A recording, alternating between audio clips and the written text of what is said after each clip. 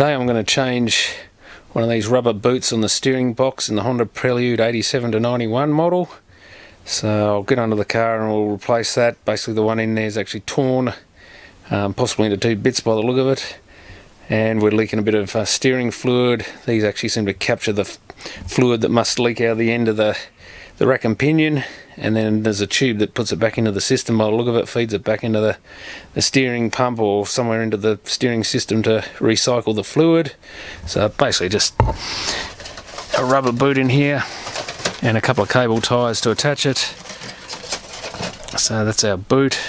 It's got this little nipple here on the end, and that needs to go on a little hose. We've got our outer end there and the inner end here. This one comes with a couple of cable ties that go over each end.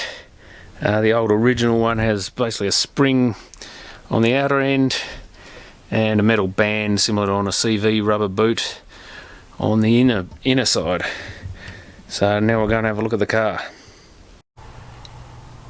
So this is under the car. We've got this tie rod coming across here on this ball joint on the back side of the front wheel. So the front of the car's that way. See if this camera will readjust. And we've got a 19mm nut there. There's also a threaded piece on here. I think it was 12mm. And we come back this way, you can just start seeing the end of the rubber piece and the rest of it up under here. You can see how much oil's been coming out of this, or steering fluid. So that's what we've got to replace. So we've basically got to just loosen this nut ever so slightly, because this sets your steering alignment. So you just want to take that off the minimum amount, even though we've got to take it off later. So then you can actually get a 12mm on this shaft and actually rotate the shaft counterclockwise, and it'll unscrew itself. You can actually take the ball joint off if you want to, but I really don't want to take the whole wheel off. So if you there's a hexagonal section here, use the 12mm to unscrew that, and then we'll take the we'll try and mark it in some way where it was, and then we'll take the nut off, because we want to be able to screw that nut back to the exact same position so we don't have to do our steering alignment afterwards. No point paying someone to do that if we don't have to.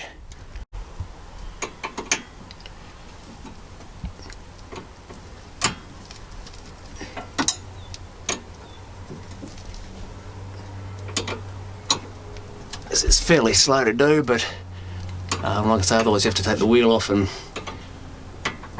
pop the ball joint off the end of the tie rod. Certainly comes undone a lot quicker. This takes quite a few turns to get this off if we do it this way. Now it's best to jack the wheel up off the ground, because as we unscrew this bit, it's actually pushing. It's either going to push into the steering box or push the steering wheel out. So we need to actually jack that up so that the wheel can just move out as we're unscrewing this tie rod. Yeah, so this actually could be turned by hand fairly well once the wheel is jacked up. So it's not too hard to get out. Quite a long thread though. And I've just counted the threads back from this end to the nut, which is 11 threads. You could try and mark it with something, but whether that'll last. This actually has quite a bit of dirt on it, so that may stay there after we've changed the rubber. Bloody raven. Not happy because there's a swamp area or something around trying to get its possum. So we've got 11 threads here to the nut. That way we can, because we've got to unscrew the nut to the end and take it off, and then we can put the nut back on exactly where it was, and should save having to do a steering alignment. So on the inner end there's a metal band around it, which I just managed to grab with some side cutters and actually pull it off without even cutting it. There's also a little tube there that you just need to, before you do anything, just grab the little clip around it, metal clip, and just pull that back and it should slide off. And then then the metal band around the main rubber piece there. At the other end, at the outer end here, we have this little bit had a metal spring wrapped around it, which I just got some side cutters and basically stretched it out until it came off. So that's still a little metal piece there holding it. So we'll have to probably use a screwdriver or something to expand that a bit and get it over that piece. Then it should just pull off. Another option is just to shove a screwdriver under this end, and then we'll get a pair of side cutters up there and just cut cut that rubber bit so it loses tension. And since we're only throwing this in the bin anyway, might as well just cut it. It's probably the easiest way, and then we'll slide it off. With the outer bit here cut, you can just pull it towards you, and it should pull over that little bit holding it there. And then we've got our outer half here, and that's the whole thing. Got the whole unit here. I thought it was actually in two pieces, but it's not. It's getting close. But yeah, no, it hasn't actually ripped in half. So you can see there's a bit of a metal band on that end. I managed to just grab it with some side cutters. I was trying to cut it, but it ended up just forcing it sideways and it popped off. So once it's off the main bit, back on the steering boxes, no worries then, it's completely free. It's just a matter of getting this other end, just cutting it a bit. And then yeah, once you've got a cut in it, just pull it and it should pop off. And then we'll put our new one on. So just a matter of sliding this back on in place of the previous one. Just get that end light so it comes out the hole, which it doesn't seem to want to do for some reason. Where are you? Would have been easy with the wheel off to actually see what I'm doing.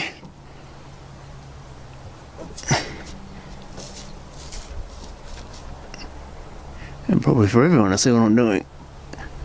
Anyhow, I'll have to put the camera down and have a go at this. Yeah, this new one's just really tight, but I managed to get it through in the end. So then it's just a matter of pushing this rubber part back up the shaft and get the little nipple pointing downwards there. Don't know if you can see that, but it's there. So we can hook our hose back onto that. And we're just going to push it around this aluminium piece up in here. Get that round that shiny bit you can see there where the old one was. And then put a cable tie around it and cut the cable tie off. And same with the other end, we'll need a cable tie. Once we've got that in place, it's got to slide up until it goes past that little larger diameter piece that we had to cut it around before. And another cable tie in there, and then that's done. Just a matter of reassembling everything. You may just have to pull this little return tube off out from above these pipes here, these steering fluid lines, just so you can squeeze this little clip together and move it back up the tube a bit so we can poke the new little nipple thing in there. And then we'll have to get some small pliers and just squeeze that back together and drag it back down so it holds it on past a little belt end on that thing. And as far as just getting this rubber bit on, you can actually get your hand up above it, push it back, and you may just need to get a screwdriver up in this end piece just to stretch it a bit so you can get it around that aluminium piece and onto that. So I've got this out. Now I've got that clip back, I'll poke this back above these pipes and connect it to the new rubber boot. And then I'll get some pliers and just move that clip back along. You can see the mark on the tube where it's been, and get it back in that position. So here I am, I managed to get it all back together with the cable ties on. I had to use a couple of pairs of really fine pliers to get that return tube onto the little nipple, because the nipple's pretty soft. And also to get that metal clip, you really need to pull it apart a bit so it'll slide back up the tube. So I gripped one end with a pair of very small side cutters and the other with a needle nose pliers, and managed to get that back onto where it's supposed to go to hold the tube on. And the only other thing here is just use two 19s if you've got them, 19mm or a 19 and a shifter just on each side of this nut, so that you're not putting all the pressure onto the actual ball joint there, because you might damage that or damage the rubber on it. So just use one to hold the ball joint in place, and the other one to make sure you do up that nut really tight. I've counted again and I've got 11 threads there, same as before. I screwed it back onto where the dirt was, and then just counted to make double sure that I'd screwed it in the right amount, and then just tightened it with the pliers, with the spanners. And yeah, that should all be fine. I shouldn't have to touch my wheel alignment again. Everything should be fine there now, and that's basically the job done. I've already topped up the fluid because it lost a bit of steering fluid due to this, but hopefully that'll keep the steering fluid at the correct level and stop it getting all this oil coating under the car, which has got a bit here unfortunately. So some of that's probably the bearing on the end of the crankshaft as well, which leaks in these, quite common. This is an auto, so No one's ever had the gearbox out in its life probably. This is just about to hit 300,000 kilometres. And that means if they haven't had the gearbox out, they haven't changed the seal on the end of the crankshaft. And they tend to leak a bit in these. The one car I had previously, I actually pulled the gearbox out and did that. Not much of a fun job. I might do it one day, but this one's not using much oil, so I think it's pretty right for now. But at least that should fix the steering problem. The other side's basically the same thing, except the passenger side is a lot easier to get to. That's the one over here. As you can see, there's virtually nothing around that one. Because I know I had to change one before, and it was a nice easy job. You can get right to the tube there and everything. The strap, everything really easy, that one. But the driver's side, and this is a right-hand drive, that's a real pain. It's got a lot of stuff in the way. But you can fiddle around and get it in place again. You can get your hand up above and push it on.